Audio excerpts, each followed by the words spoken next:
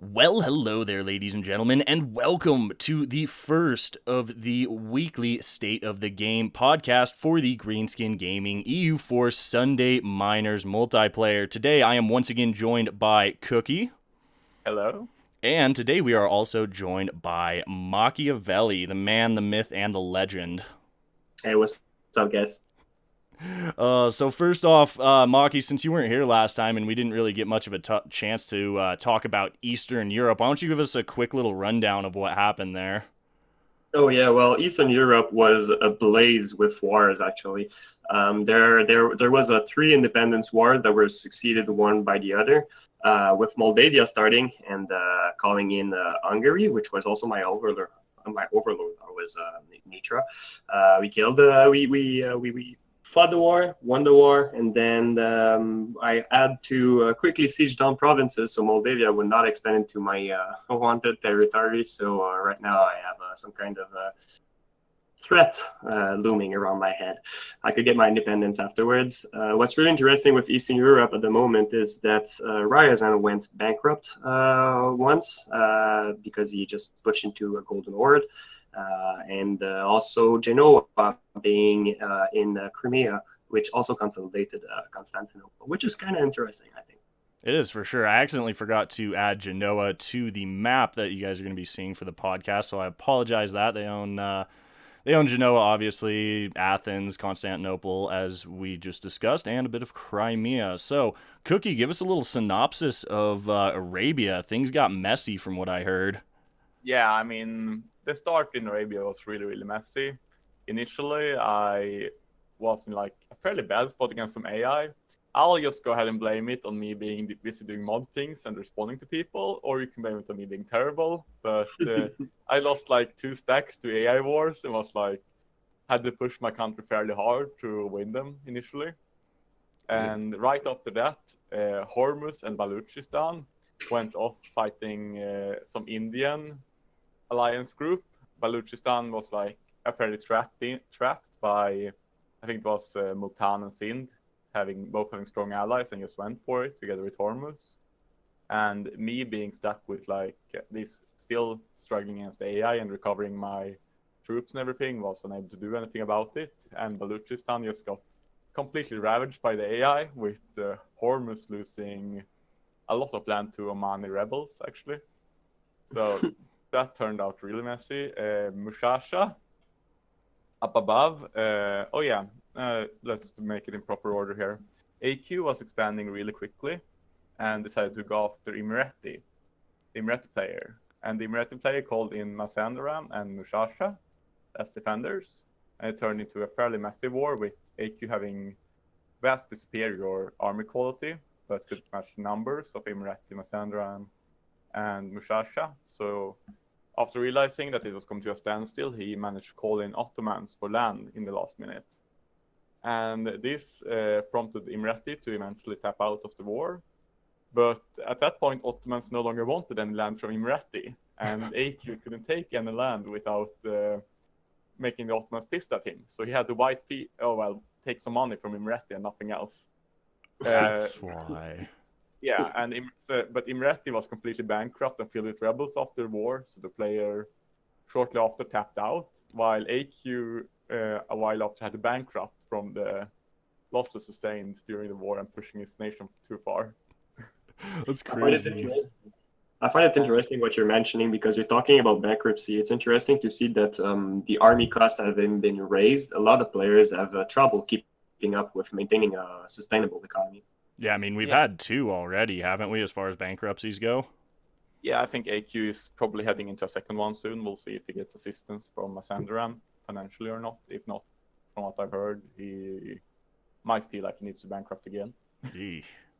And yeah, further down with me, after messing around with AI, I was initially planning to be fairly cooperative, and I think I have been reasonably in Middle East, but the adult player and me didn't get along all that well.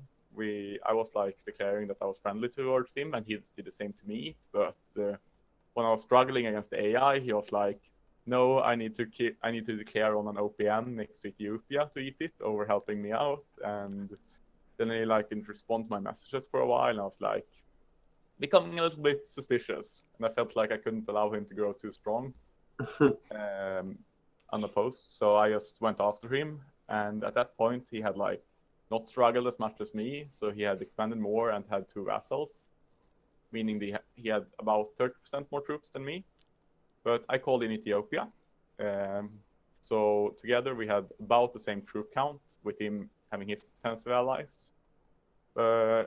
And after a few battles, where I barely won, he decided to do the right thing and siege down Ethiopia, forcing them out of the war before I could force any of his allies out. So at that point I was heavily outnumbered, but managed to get Ayuran, which was his ally, out of the war just barely.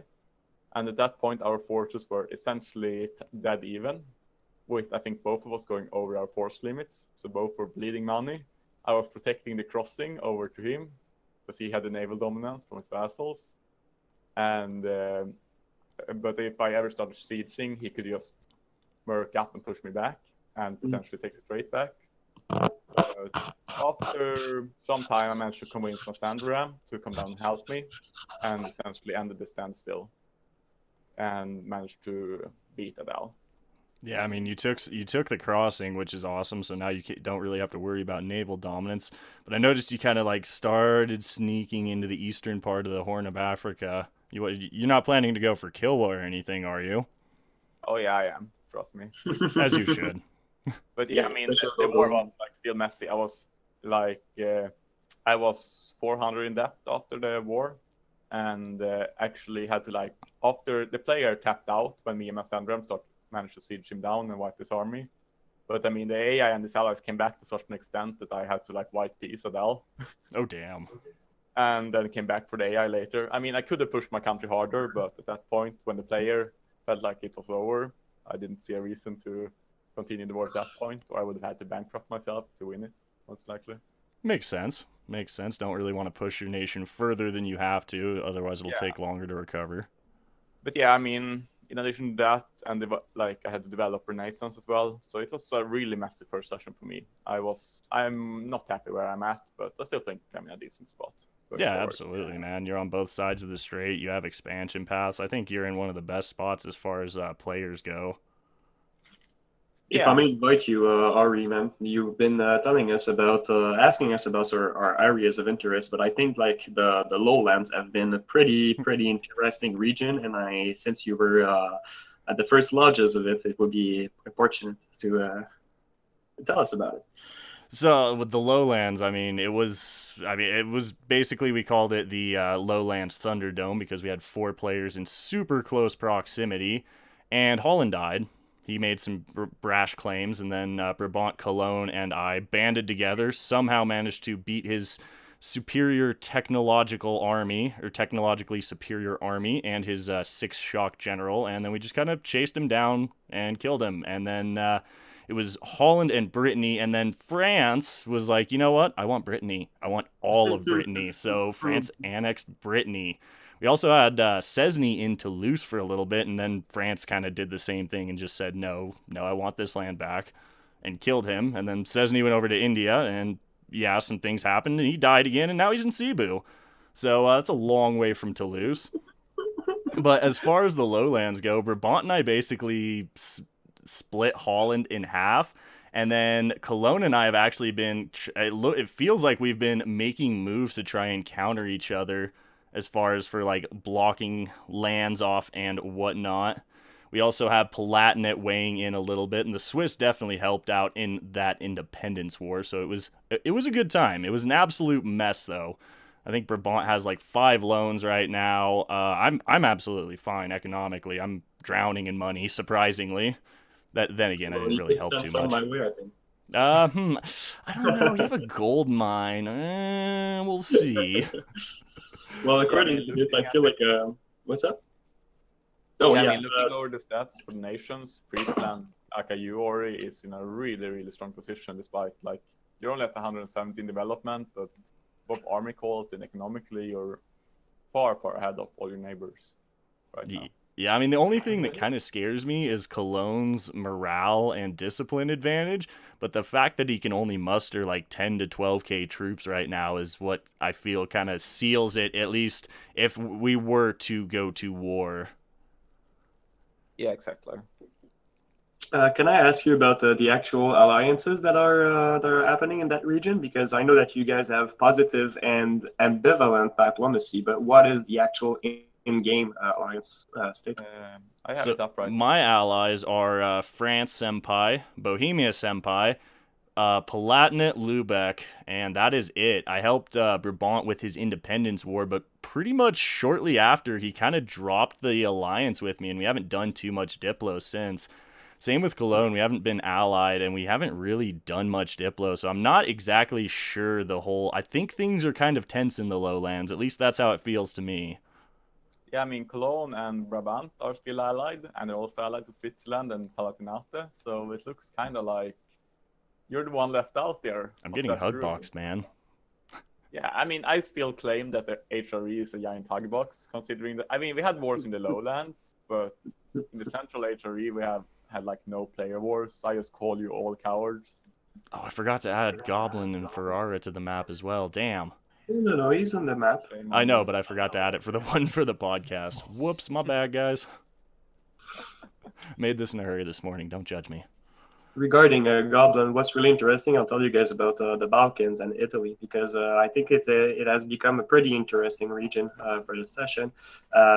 Interestingly enough, Ferrara, played by Goblin, killed Florence really early in the game and then started expanding into the Balkans. He went straight for the gold mine in Kosovo, obviously. Quickly followed by Tyrol, that actually also expanded in the Balkans, getting most of the Croatian state. Now, what's interesting is that the three of us share borders in the Balkans, and there is some kind of tension that might arise, especially because Bohemia might be falling into a PU either for Ferrara or Tyrol, which would completely change the geopolitical state of the region, in my opinion. I can't help but see that you and Tyrol have very neat borders right around the trade node, though. So I feel like any tension between you guys might be a little bit exaggerated here, Mackie. Looks awfully much like a deal to me. Well, to be fair, Tyrol and I have an alliance right now, but I'm unsure about any of my alliances, just because every player has different strategies and different interests, and oftentimes ambitions conflict a lot. So I'm more in favor of dynamic diplomacy. As it should be. By dynamic, you mean backstabbing people horribly? But Well, yeah, I like it. It'll spice up the HRE some. We'll see what the next game has holding for us. Oh, for sure. The next session's going to be a mess. I think all right, so we've taken care of Europe and the Middle East. What about Morocco, formerly Tafilalt? What do you guys think about that move? I mean, it's also interesting. I mean, he obviously did very well.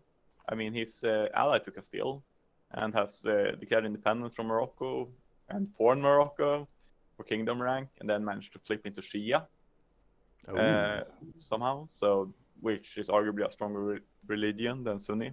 I mean, it's stronger, but a little bit harder to expand in the area as. So I think it's in a really good spot. It's also the fact that literally no one else has picked exploration IDs.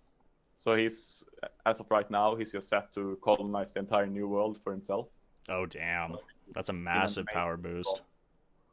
Well, there's still one thing to consider in that regard. The fact that there's no player in the British Islands, which would actually mean that Great Britain is going to be a strong contender for the Very true. I mean, I don't expect the AI to stand a chance against players, especially, especially in colonial warfare. Like the AI has never been able to manage overseas wars very well. It's hilarious. But I mean, it's obviously something to keep in mind. Like, what is it? England still hasn't picked an ID. They have admin tech 4. Yeah, it's pretty amusing. Yeah, so they can take admin tech 5. They have like a 20% discount on it, but they haven't yet. Yeah, and I mean, they have and Diplotech 5. It's going to be a long time until England reaches the New World. That's true. Yes, indeed. But I mean, for Morocco, I guess the only like bad part is that a player got added into Songhai after being eliminated. Yeah, Third on Sword. Brittany. Oh, sorry, Cookie, I cut you off. No, it's fine. Third on Brittany died during the Lowlands War against France and is now reset into Songhai. And has managed to grow a fair bit despite only jumping in for like a short time towards the end. And he's keeping up in Miltech despite being in West Africa. So he could actually be able to contest Morocco. We'll see. Oh yeah, I mean his AI did a really good job after Swirt had to take off. What was he there for like an hour or so? Yeah, I think was there essentially developed feudalism in the region and then took off or Makes something. sense. And after that, the AI just like expanded and kept up on Miltech and yeah, did an all around pretty great job. Yeah, I think we're honestly going to see Stronghai come out on top in West Africa and probably own the majority of it if Morocco can't get down there quick enough to contest. I'm still favoring Morocco in that war. I think Morocco has an easier time bringing in allies, and I think they're in a stronger position. But it will definitely, it depends on like a strategy. But I think Morocco can beat Songhai now, but it's going to be very costly for him. And if he waits What's too long, interesting also is that Morocco will have only one choke point to defend in the Saharan desert, and can also land some troops in the southern coast of West Africa, which would actually be an easy way of doing a pincer attack on Songhai. So I think Morocco has the upper hand way better than Songhai. Yeah, I know, but I mean, I assume that he goes offensive on Songhai. Songhai still, while all the other AIs here are fairly weak tech-wise, it's still going to be like 4 AI armies running around wreaking havoc. So I mean, I don't think it's going to be difficult for Songhai to launch an offensive attack right now. So we'll see how things turn out and how fast Songhai can expand and consolidate in the region. Yeah, for should sure. I talk some about India as well? I think Oh that's yeah, the we definitely need to talk about India, as there was quite a few happenings in India last session. Yeah, I mean, India was essentially the region being reseeded into. After Sindh managed to eat Baluchistan, and Baluchistan was abandoned by the player, the Baluchistan player jumped over to Ceylon, and Sindh was actually taken over by another player. He proceeded to expand fairly rapidly, but then got hit by a coalition war, bringing him back down in size. We had 2 players being assigned to Nepal and Assam, who both expanded fairly well. Both started out around 10-20 development, I think, gained some development, and especially Assam has done a really good job of catching up on tech and ideas, considering being in India. And then we had the most notable example, the adult player that I killed was reseeded into Orissa. And then we had another player, Cessny, being seeded into Qatar, or what? Oh god, what was that? I'll check what the name of that nation was real quick. Yeah, I can't remember it. That sounds right though. It's a tag you don't see very often at all. Carnatic. Carnatic, that's right. Yeah. And essentially, both of them went after the same AI in a war. And Orissa managed to, I think, capture the capital of the country and vassalize the country, making Carnatic on Cessny being called into an offensive war against Orissa, which enabled Orissa to bring in AI allies and everything, and completely slaughtered him. So we saw an Orissa who was just being played for like 1-2 hours grow to be the largest nation in the game right now. Yeah, it's a scary thought because he's got so much land to expand into between him and Sindh, and Sindh's already sitting on a massive AE from that coalition they just dealt with. Yeah, I think Orissa is in a great spot. He has no real contention here. Even if like Ceylon, Assam, Nepal, and Sindh band together, I'm not sure they could beat him right now. I don't think they have any intention to do so. And there are plenty of expansion options, and he's also a tributary of Ming, making him virtually unassailable. Yeah. So yeah, I think it's a really interesting spot, and I'm expecting great things from Orissa. I'll also mention that while fighting him, I kind of think I wasn't like very confident in him early on. He fell into a regency quite early on Adele, so I figured he was like kind of a weak player. But after fighting him on the battlefield and him making some really solid decisions, I feel like he's a really good mechanical player, and I'm expecting him to do very, very well in Orissa. Yeah, but that concludes India for me, I think. Yeah, I mean I think that pretty well sums up India in general. Maki, you got any thoughts on India you want to share? Not really. To be fair, I haven't been able to have any vision on it, so it's just a post game looking at the save that I have intel. So I wouldn't have anything to say about this. Yeah, it's like, oh hey, that happened. I love that. I love that we post the save so that people can just look around and be like, oh hey, that's what happened here. That's what happened here. It's kind of cool. I feel like we haven't mentioned a few nations, so I would like to talk about them a little bit. Brandenburg has been steadily expanding into Teuton lands. Hopefully, they're going to be forming Prussia. They also came around making agreements with the rest of the HRE, electing him as the Holy Roman Emperor, and thus giving him massive boons to force limits. So obviously, Brandenburg's a big contender for winning the game, actually, I think.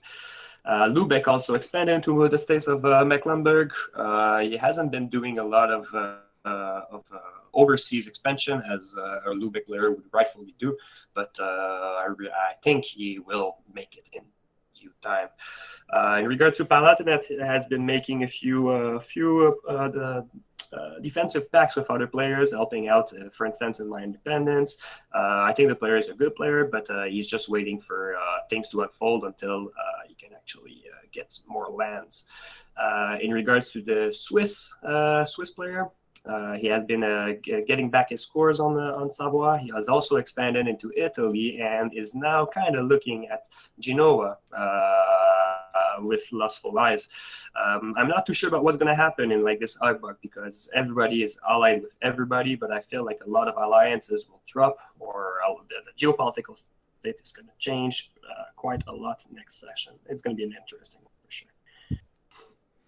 Yeah, absolutely. No, the only thing I think actually, I don't think Brandenburg's going to become a top contender, and I'll tell you why. Because he's only sitting on a 15 stack right now, and he has very little manpower, if I remember correctly, even after being the emperor.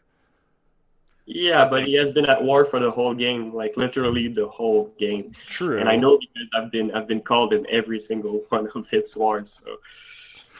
This is also true, but I feel like it would just take Bohemia coming in right at the start of next session to pretty much break Brandenburg's back. Interesting thought. But who would bring in Bohemia against Brandenburg? Bohemia. I don't expect the AI to fight the Emperor here. Oh, he already did. I mean, he took 2 cores from Brandenburg.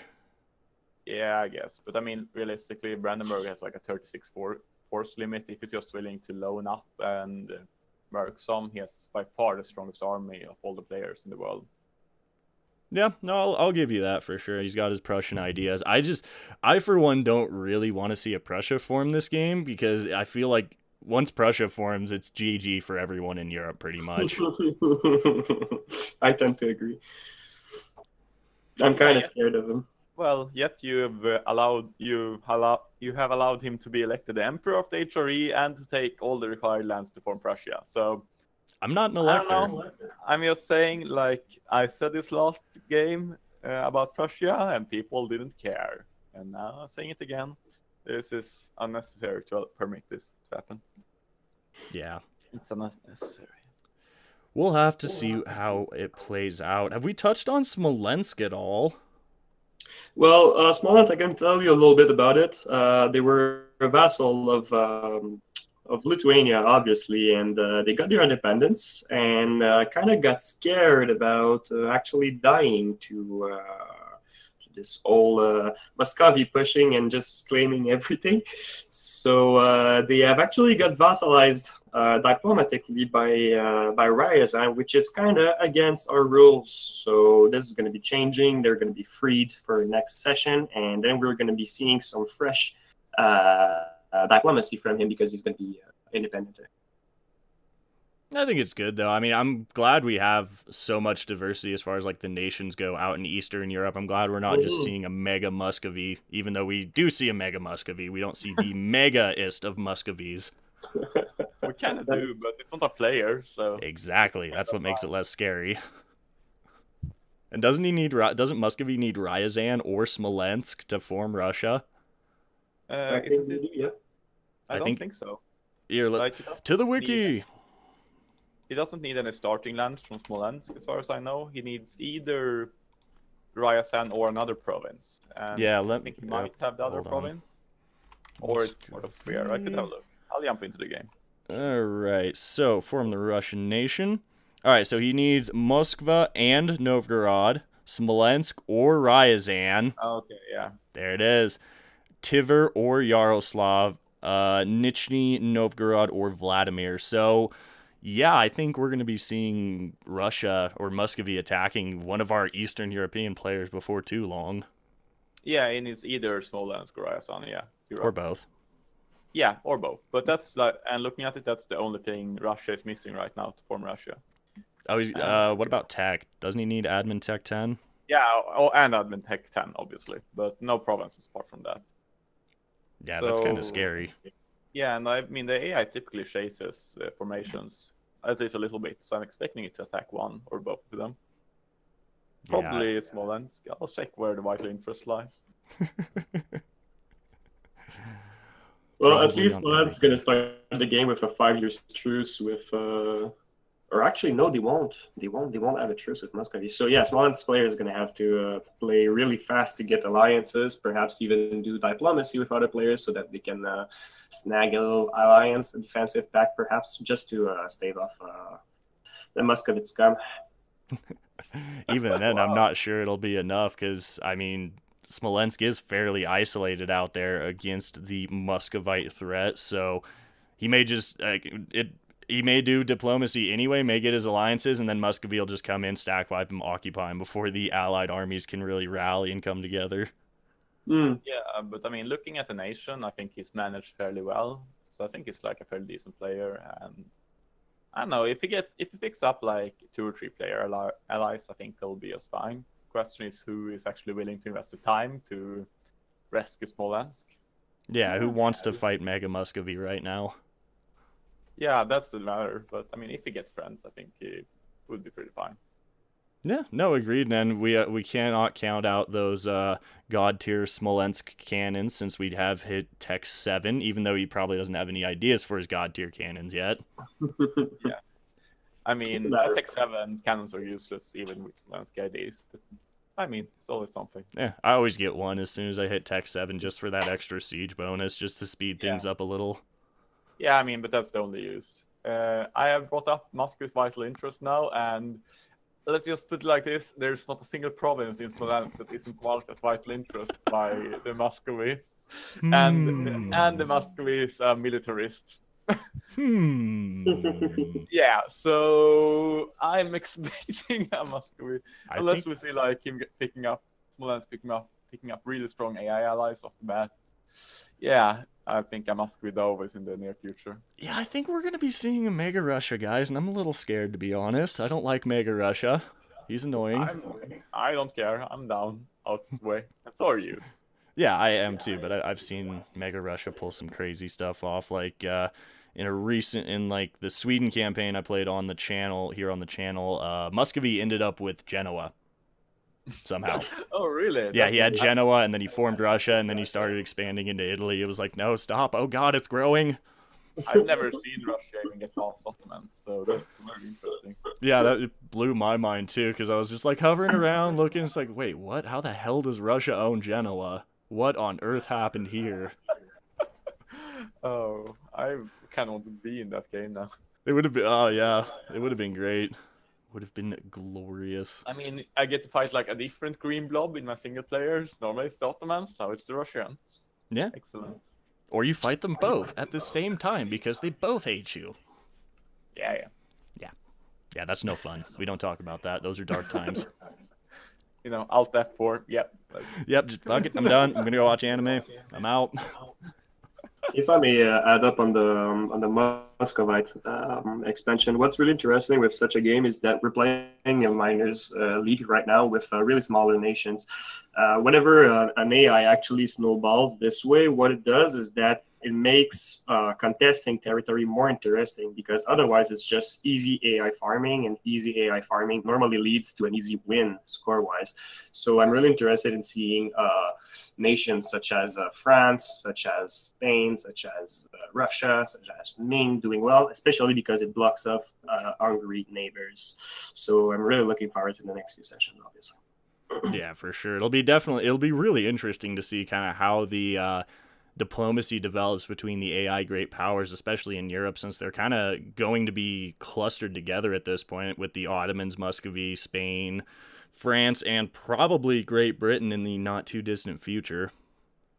I mean, looking at Great Britain's tech and Castile's tech, I'm like, Castile has a 0-0-0 ruler with 3-5-6 in tech. I think like France, Muscovy, and to an extent Ottomans, maybe, depending on if Genoa or AQ manages to kill them off, could be like very impactful factors AI-wise, but I'm not expecting England or Castile to amount to anything.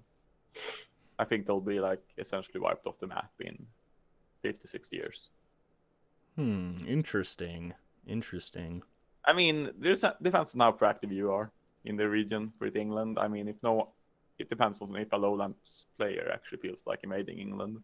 I mean, I would like to invade England, but I need a navy. Castile eventually.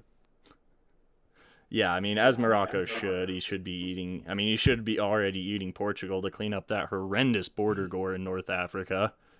Yeah, I mean, it's just that he's allied to Castile, and Castile is allied to Portugal. So I think he just wants to call Castile in to some other war and then declare on Portugal. Yeah. I mean, I feel like we should give Frade a 1% points deduction for crimes against border gore.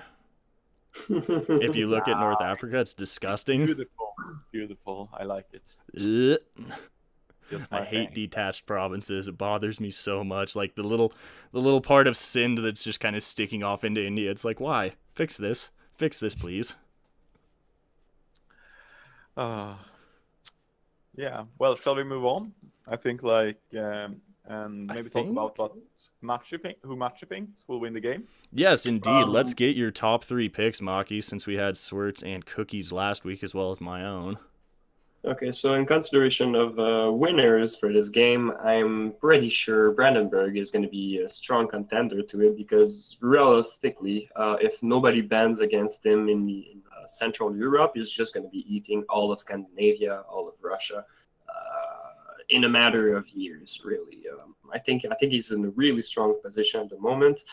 I also think that Yemen will be doing pretty great, as he can just creep onto the gold mines of Kilwa and then have a pretty good economical basis to start mooching off India, or even routing trade off Malaya.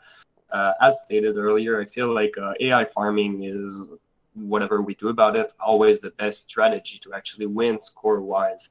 I also think that Brabant or Friesland, whichever goes on top, if he goes into a colonization state, might also have a pretty solid grasp onto winning the game, once again, because of AI farming. That's interesting to see for sure. You got a number 3 pick?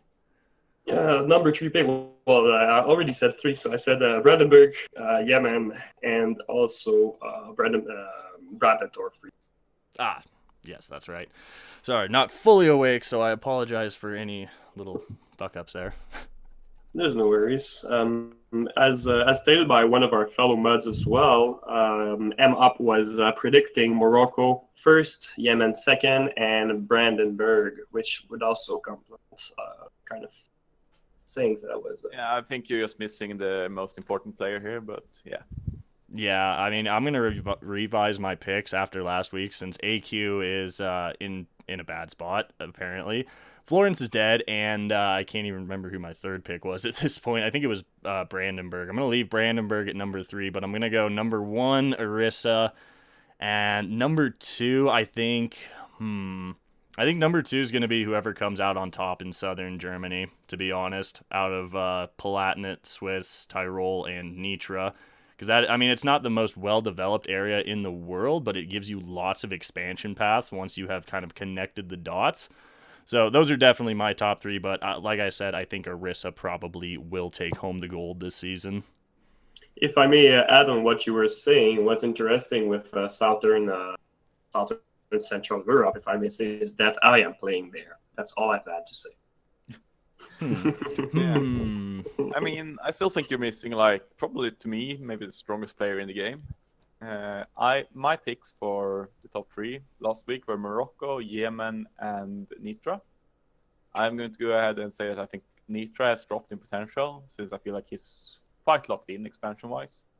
And I'm not going to say anyone in Europe, even if I think Brandenburg has the best shot there, because there's like a lot of player action and a lot of ability to people to gang up on a nation that's pushing too far out. I think Morocco is probably in the best geographical position in the game.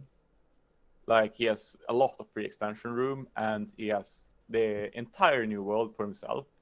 While colonial nations aren't the best thing ever, he could just switch his capital to the new world by having one province in Europe and switch capital there and then switch it to the new world, and essentially just have the whole new world as core land for himself. Or even if he just stays as colonial nations, like, having the entire new world for yourself is a massive boon to economy. You would know, wouldn't you, Cookie, after the last minor season?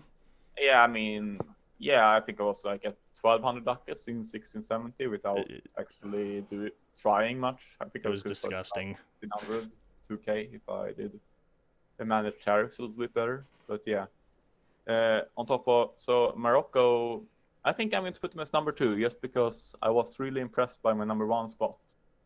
In the war we fought, the adult player Ording performed really well against me, I feel like. And on Orisa now, he's in a really strong position, being at least twice as strong as any neighboring players. And also worth mentioning that all these other players died this session and got reseeded here, apart from Sind. So I feel like him being an exception to these players, maybe like being a little bit weaker. So he's essentially like a huge nation, and from what I saw of him, a really strong player in an extremely wealthy region, India, without any real contenders to anything here. So I'm putting Orisa as my number 1 spot, despite having a 25% score penalty for being reseeded. That's how... I think the 25% penalty to score is going to be having a big impact in the late game. Like, if you take, for instance, what happened in the last matches, we ended up having scores around 5% from one another, from pick number 1 to pick number 3 for a score. So 25% penalty is pretty huge. Yeah, I know, but I don't think he has any trap. Like, and I'm going to put myself as number 3rd. I think I have a decent position. I think my position was far better before this session, with me having to fight a grueling war against Adele, slowing me down a lot. And with Orisa feasting on India, that expansion route is probably going to be entirely blocked for me. So I'm definitely going to have a good spot expanding it south, southeast Africa, but then I'm going to have to turn somewhere else, and India and probably Indonesia will by that time be largely consolidated under Orisa. So, and Songhai is spawned in West Africa, making that route more difficult. So, I mean, I think I'm in a good position, like, but I would still prefer the positions of Orisa and Morocco here. But I mean, I'll just outplay them and win anyways. Let's put myself as number 1, Orisa's number 2, and Morocco's number 3. Fair enough. Oh, so I mean, the last 2 players I feel like we have to at least touch on are Cesny over in Cebu, and then we have a new player over in Suisui. I believe I said that right. Probably didn't. One of the Japanese daimyos, the little brown nation you're seeing on the map. Do we know anything about that player? Yeah, Suisui is the partner of the Switzerland player, real life. His girlfriend, and she has not that much experience with multiplayer at all, but she's played a few hundred hours, and from what he said, she's a fairly decent player. They squared off as Ottomans against Hungary in a test game, and she ate him up as Ottomans. So, and our Switzerland player is fairly good, so I'm looking forward to see how she'll perform here. For sure. Regarding Cessny, I don't think he's as bad enough to have deserved to be killed twice. I think it was a series of unfortunate events. Him on Toulouse, probably him being impatient, and in India, I think it was just bad luck squaring off against Ording. Against most players, I think he would have been completely fine there. So I'm expecting him to build a small island empire here in Indonesia, and then being absolutely destroyed by Rissa when they show up. Sounds about right. That's kind of what I was thinking too. We'll probably see him consolidate the Philippines, and then Orissa will just be like, "Yo, that's some very nice land you have there. It'd be a shame if someone was to annex it." Yeah, I mean, but he could maybe just go like naval IDs and just sit on its islands and be immortal. And That would be disgusting. We'll see what That's happens. what I would do in his place for sure. That's actually what I would do too, since Cebu gets galley combat ability, and there's some inland seas right in that area where you can just utterly annihilate your opponent's navies. Yeah, but I feel like if he was planning to, you know, go for this route, he would show some Magyas instead, since Yeah. their naval IDs are far, far superior, while Cebu has 10% morale of armies, making them much more suitable to actually do some land combat. So I don't think his plan is to do this, considering his nation selection.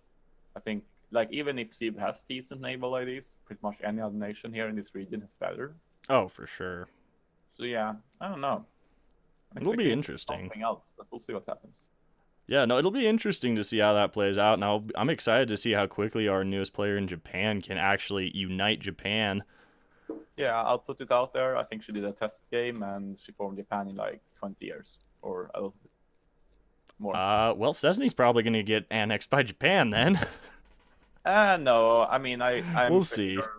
This being her first multiplayer, I'm expecting her to be fairly passive, and it's also very different playing multiplayer, having to manage interaction with other players, not being able to pause, stuff like that. Yeah. So the actual performance should be a little bit below the single player performance, but still, I'm looking forward to see how this goes in Japan. Absolutely. Well, guys, I think that is going to do it for this weekly State of the Game podcast. Not quite as long as last week, but still, I think we did a good job in getting everything covered in a little bit shorter time this time. What do you guys think? Yeah, well, it's a lot of fun to talk about. I mean, I could ramble on about my region a long time, but I really think like the HRE and Europe is probably the most interesting one. So I won't talk Pyrespace with it more. I mean, I could. What's the point? Less rambling than usual, but it's okay. I like it properly. Wow, I think Spurd rambled more than me last session. No, we're definitely rambled more last session. I just took the position now that no one was stopping me. Fair enough. But yeah, thanks to everyone for listening. It's a lot of fun to be here. Any final words, Maki? Yes, absolutely. For anyone listening to this, if you're interested in joining a friendly community that plays EU4 multiplayer, obviously, please let us know in the comments or in a private message to this host of this podcast. I'd like to thank you all for listening and wish you a nice day. Bye-bye. All right, guys, that is going to be where we are wrapping things up. So once again, I want to thank you all for tuning in, spending a little part of your day here. It is greatly appreciated. If you guys are enjoying this new series of podcasts, please do remember to drop a like down below, as it really helps the channel out, and subscribe for more Grand Strategy content in the future. I've been your host, ORie. I hope you guys have a fantastic day, and we'll catch you in the next one.